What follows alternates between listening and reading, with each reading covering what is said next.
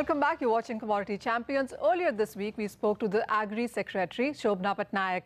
This is what he had to say on the MSP hike by the government and, of course, the implications of it.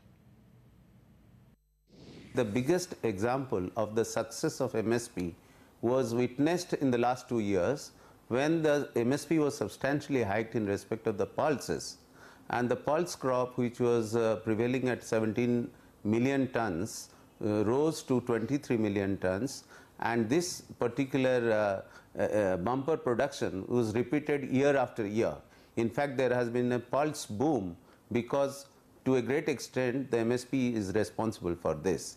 In the past also, whenever MSP is declared, let's take the example of wheat and paddy,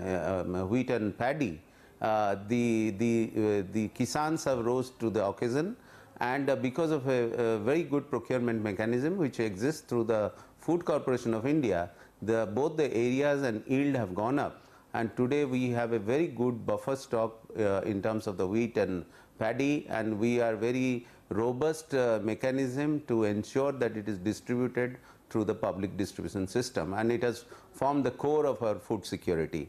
So I strongly believe that MSP is a good weapon to signal to the farmers to grow crops. What are the implications? What are the next steps? What is the strategy from here on now about this? See, the strategy is, India has always a burgeoning population and the demand keeps rising, and this is true of most of the crops. Apart from wheat and paddy, the demand for pulses, oilseeds is constantly on the rise. So we are very hopeful that the the minimum support price having been increased, it will encourage the farmers to grow more and to take real interest in using the right variety of seeds and produce more. And the market mechanisms will correct itself. Last couple of years, we have seen the prevailing prices below MSP, and even as we have seen a hike in MSP for this year, the chances are that some of the crops, especially where we are looking at a higher sowing, higher crop estimates, could actually see the same fate yet again.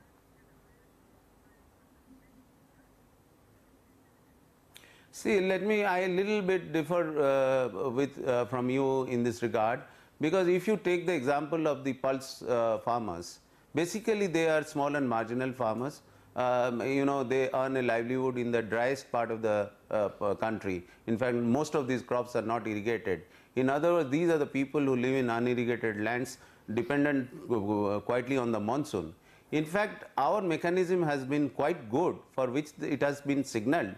That is why the small and marginal farmers in some of the most driest area have grown pulses, for which we have a excess of pulse production.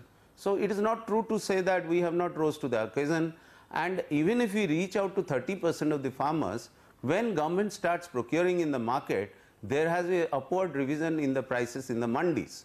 So this has been our experience, and let me tell you, whatever we may produce, the marketable surplus is close to 30% or 40%.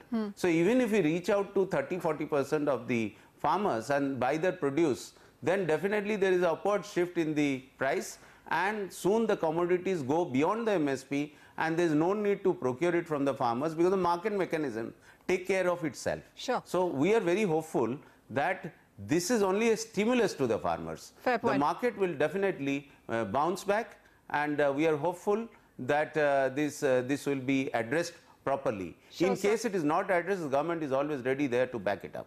That is glad to know, sir.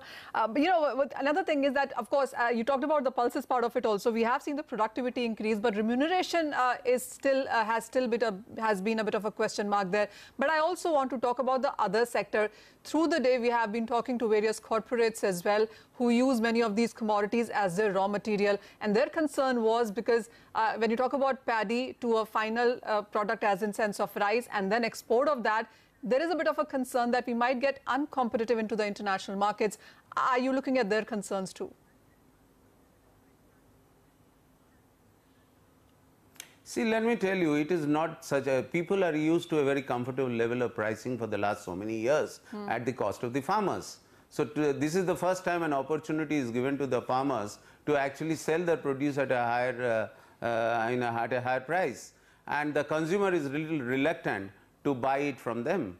But I do not think that a 200 rupees rise in the paddy itself will make the Indian paddy uncompetitive in the world market. Okay. Because the paddy is of two different types. One is the basmati, for which Indian basmati was known all over the world, and that market anyway does not get affected at all. Sure. The question would come for non-basmati rice. Even non-basmati rice is today procured at a very low price from the farmers. So these 200 rupees per quintal is not such a big thing which will obliterate the interest of the exporters.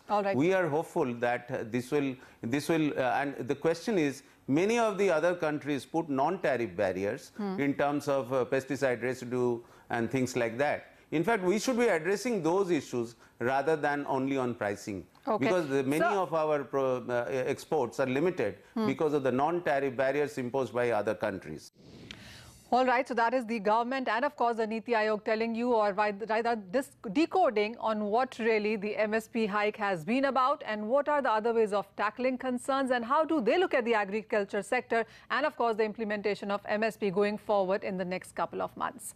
Well, that's all the time that we have though on this edition of Commodity Champions for you. Thank you for watching.